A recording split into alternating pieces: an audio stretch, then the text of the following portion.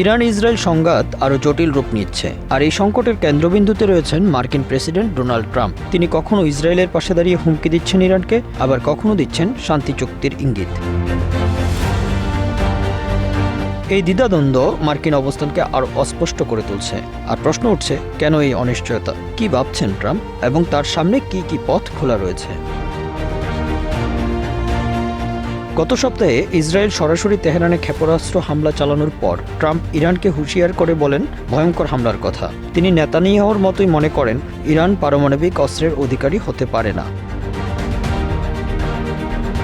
কিন্তু একই সঙ্গে ট্রাম্প দাবি করেন তিনি চুক্তির মাধ্যমে সমস্যা সমাধানের পথ খুঁজছেন, কারণ তিনি নিজেকে বলেন বিশ্বমানের চুক্তি কারিগর। এই দ্বৈত মনোভাব তাকে করে তুলেছে অস্থির এবং ভবিষ্যৎ অনিশ্চিত। তার এই দ্বিমুখী আচরণকে আন্তর্জাতিক বিশ্লেষকরা বলছেন এটি ম্যাডম্যান থিওরি বা কূটনীতির পাগল তত্ত্ব, যার উদ্দেশ্য প্রতিপক্ষকে বিভ্রান্ত করে কাঙ্ক্ষিত ফল আদায় করা। ট্রাম্প দাবি করেন ইরানে হামলায় যুক্তরাষ্ট্র জড়িত নয়, কিন্তু যুক্তরাষ্ট্রের নৌবাহিনী এবং ক্ষেপণাস্ত্র প্রতিরক্ষা ব্যবস্থা ইতিমধ্যেই ইসরায়েলের পাশে দাঁড়িয়েছে।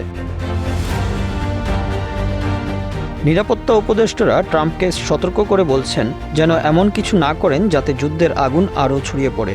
এমনকি নাম প্রকাশে অনিচ্ছুক মার্কিন কর্মকর্তারাও জানিয়েছেন আয়াতুল্লাহ খামেনির উপর হামলার প্রস্তাব ট্রাম্প প্রত্যাখ্যান করেছেন।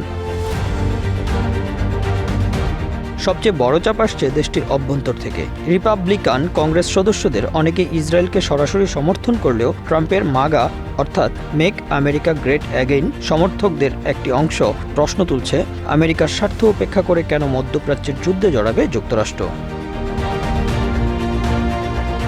বিশ্লেষকরা বলছেন যুক্তরাষ্ট্র যুদ্ধের মধ্যে জড়িয়ে যাচ্ছে, আর এতে ট্রাম্পের আমেরিকার ফার্স্ট নীতির প্রতি বিশ্বাস হারাবে সাধারণ ভোটাররা।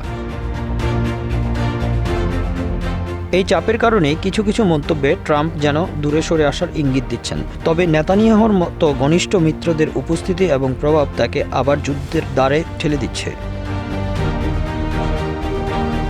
সব মিলিয়ে ট্রাম্প এখন জটিল দোদুল্যমান অবস্থানে। একদিকে নেতানিয়াহুর চাপ, অন্যদিকে নিজের রাজনৈতিক ভবিষ্যৎ, কূটনীতি, সামরিক হুমকি নাকি মধ্যস্থতা। কোন পথ বেছে নেবেন ট্রাম্প, সেটাই এখন বিশ্বের নজরকাড়া প্রশ্ন। Bangla affairs news desk.